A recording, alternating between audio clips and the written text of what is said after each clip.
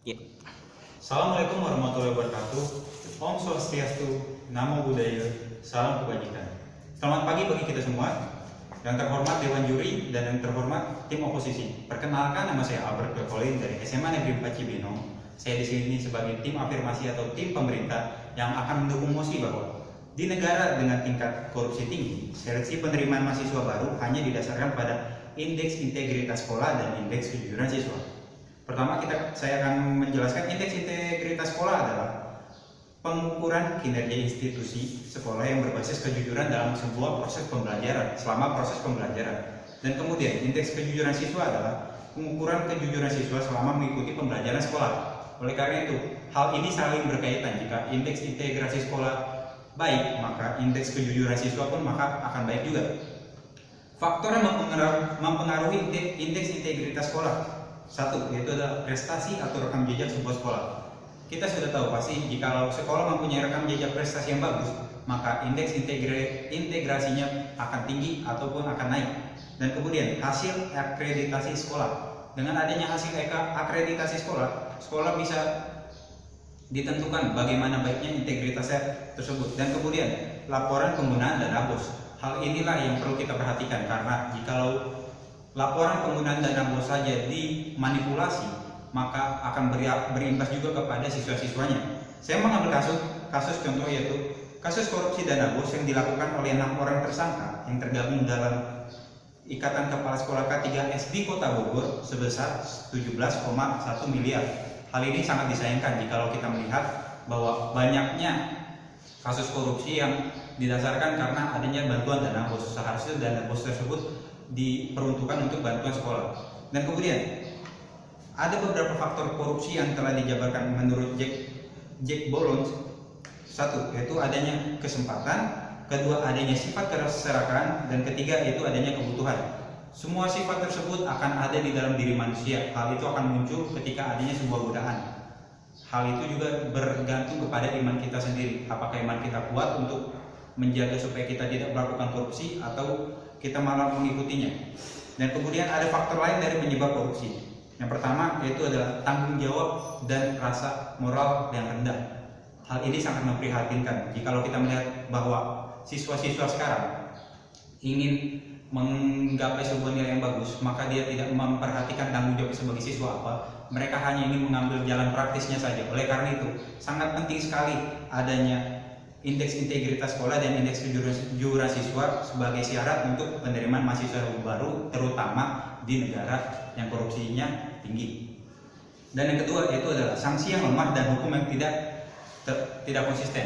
Begini, ketika sebuah hukum tidak konsisten dan lemah, maka tidak akan menimbulkan efek jerak bagi para koruptornya. Tidak akan memutus rantai korupsi tersebut di dalam sebuah negara. Oleh karena itu, jikalau sanksi yang diberikan itu lemah, maka kita tidak akan bisa menghentikan korupsi tersebut. Hal ini juga berpengaruh kepada siswa. Jikalau siswa memang diajarkan dari awal untuk tidak mengikuti korupsi, diajarkan supaya tidak mencontek, supaya tidak menimbulkan bibit-bibit korupsi, maka tidak akan terjadi korupsi. Tetapi sebaliknya, jikalau siswa dibiarkan melakukan mencontek, kegiatan yang memanipulasi sebuah keuangan, hal itu bisa menyebabkan bertumbuhnya bibit-bibit untuk korupsi. Mereka akan menganggap bahwa ini tidak masalah, yang penting saya enak. Dan kemudian saya merangkum di sini ada tindakan korupsi yang ada di sekolah, dikutip dari Kompasiana dengan penulis Devina. Satu, ketika sebuah acara digelar, seperti contoh pensi, panitia melebih-lebihkan dana untuk sebuah acara.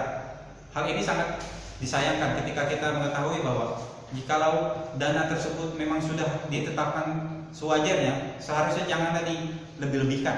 Ketika dilebih-lebihkan, maka muncullah kembali bibit-bibit untuk melakukan korupsi tersebut. Kedua, ketika bel masuk sekolah, masih ada siswa maupun guru yang tidak memasuki ruangan kelas. Hal ini mungkin dianggap sepele bagi kita semua, tetapi dengan adanya hal sepele ini bisa juga menimbulkan bibit-bibit juga kembali, bibit-bibit untuk melakukan korupsi di masa depan mendatang. Jadi hal sepele pun juga bisa menyebabkan hal yang besar pada nanti kita besar nanti. Dan kemudian yang ketiga, guru yang tidak mengajar tepat pada waktunya. Kita tahu bahwa guru telah ditetapkan waktu mengajarnya jam sekian, dan jam sekian. Hal ini bisa mempengaruhi siswa supaya menjadi lebih taat dan lebih disiplin. Tetapi jikalau guru saja tidak menaati waktu mengajarnya, bagaimana dengan siswanya? Karena kita tahu siswa sendiri masih mengikuti gurunya. Mental remaja masih mengikuti orang tua supaya melakukan kehidupan sehari-hari. Dan kemudian ketika ujian, jikalau kita melakukan ujian pasti ada terlintas di pikiran kita, mengapa orang lain bisa, kita tidak.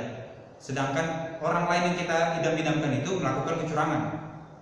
Oleh karena itu kita juga bisa tergoda sedikit untuk mengikuti kecurangan tersebut, dan itu juga termasuk ke dalam bibit-bibit untuk melakukan korupsi. Oleh karena itu, indeks sebuah sekolah yang baik mencerminkan sebuah siswa yang baik juga. Oleh karena itu, kedua hal tersebut berkaitan dengan adanya indeks sekolah maupun kejujuran siswa.